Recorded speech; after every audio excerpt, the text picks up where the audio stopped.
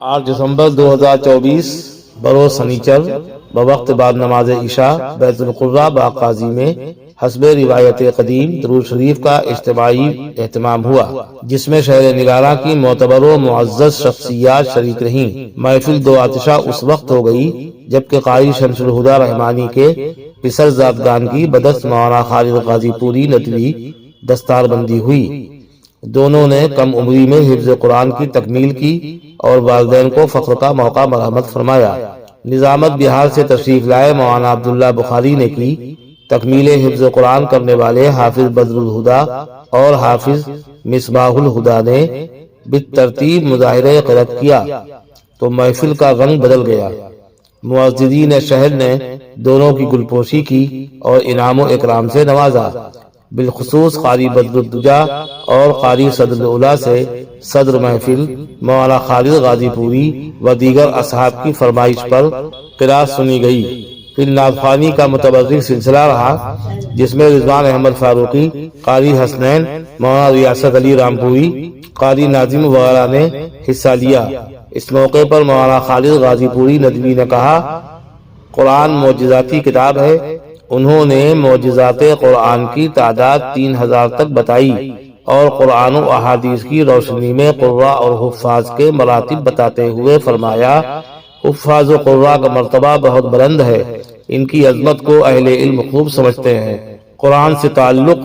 اس کے رموز و نکات کو سمجھنا بذات خود بڑا اعزاز ہے۔ قرآن روشنی ہے، اس کے بغیر ہم اندھے ہیں۔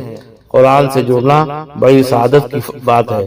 ناظم پروگرام رضوان احمد فاروقی نے کہا، سعد القراء قاری محمد سابق کے گلستان کے پھول ہیں قاری شمس الہدیٰ رحمانی، قاری بدر الدجا رحمانی اور قاری بدر الاولیاء رحمانی۔ ان کی تیسری نسل حافظ قاری بننے میں دلچسپی کا مظاہرہ کر رہی ہے تو یہ لوگ لائق تعریف و تحسین اور باعث ستائش ہیں۔ اللہ اس خانوادے کا فیضان جاری و ساری رکھے۔ خصوصی شرکاء میں مولانا عبداللہ بخاری منگیری، مولانا کوثر ندوی، مولانا قاری محمد طیب، قاری ریاض، حکیم محمد آغاز، ابو بکر تاج بابو، مولانا جنید ندوی، ڈاکٹر فضل الرحمان، محمد شہزاد، خالد حلیم، فیضان خان، حافظ سلمان، محمد سیف، آصف ایڈوکیٹ وغیرہ کے نام قابل ذکر ہیں۔ قاری شمس الہدیٰ کے کلمات تشکر اور مولانا خالد غازی پوری کی دعا پر اس نورانی و متبرک محفل کا اختتام ہوا۔ من الشیطان الرجیم،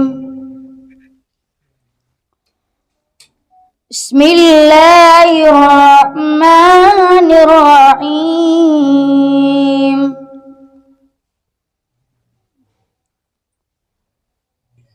الرحمن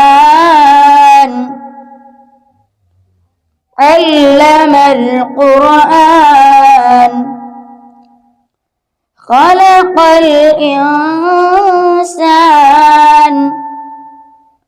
علمه البيان۔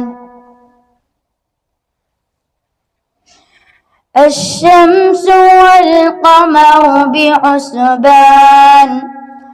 والنجم والشجر يسجدان، والسماء رفعها ووضع الميزان، ألا تطغوا في الميزان، وأقيموا الوزن بالقسط ولا تخسروا الميزان، والأرض وضعها للأنام، فيها فاكهة والنخل ذات الأكمام، والحب ذو العصف والريحان، فبأي آلاء ربكما تكذبان؟ خلق الإنسان من صلصال كالفخار، وخلق الجان من مارج من نار، فبأي آلاء ربكما تكذبان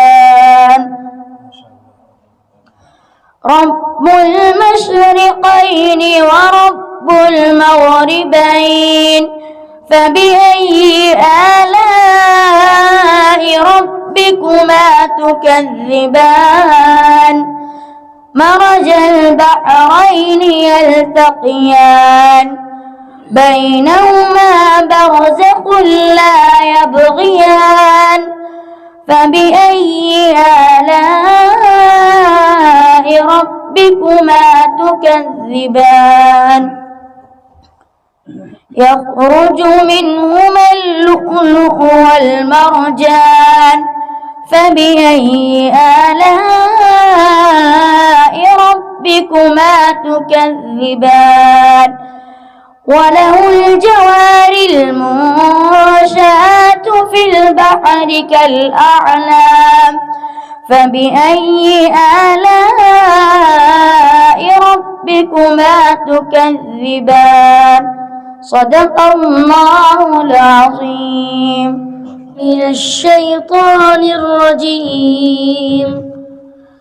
بسم الله الرحمن الرحيم يا أيها الذين آمنوا اتقوا الله ولتنظر نفس ما قدمت لغد واتقوا الله إن الله خبير بما تعملون ولا تكونوا كالذين نسوا الله فأنساهم أنفسهم أولئك هم الفاسقون لا يستوي أصحاب النار وأصحاب الجنة هم الفائزون لو أنزلنا هذا القرآن على جبل لرأيته خاشعا متصدعا من خشية الله وتلك الأمثال نضربها للناس لعلهم يتفكرون هو الله الذي لا إله إلا هو عالم الغيب والشهادة هو الرحمن الرحيم هو الله الذي لا إله إلا هو الملك القدوس السلام المؤمن المهيمن العزيز الجبار المتكبر سبحان الله عما يشركون هو الله الخالق البارئ المصور له الأسماء الحسنى يسبح له ما في السماوات والأرض وهو العزيز الحكيم صدق الله العظيم بسم الله الرحمن الرحيم بسم الله الرحمن الرحيم قل أعوذ برب الفلق قل أعوذ برب الفلق من شر ما خلق من شر ما خلق ومن شر غاسق إذا وقب ومن شر غاسق إذا وقب ومن شر النفاثات في العقد ومن شر النفاثات في العقد ومن شر حاسد إذا حسد ومن شر حاسد إذا حسد بسم الله الرحمن الرحيم بسم الله الرحمن الرحيم قل أعوذ برب الناس قل أعوذ برب الناس ملك الناس ملك الناس إله الناس إله الناس من شر الوسواس الخناس من شر الوسواس الخناس الذي يوسوس في صدور الناس من الجنة والناس الذي يوسوس في صدور الناس من الجنة والناس بسم الله الرحمن الرحيم بسم الله الرحمن الرحيم الحمد لله رب العالمين الحمد لله رب العالمين الرحمن الرحيم مالك يوم الدين الرحمن الرحيم مالك يوم الدين إياك نعبد وإياك نستعين إياك نعبد وإياك نستعين اهدنا الصراط المستقيم صراط الذين أنعمت عليهم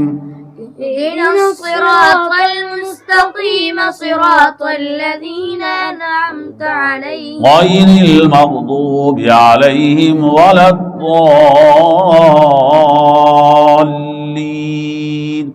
غير المغضوب عليهم ولا الضالين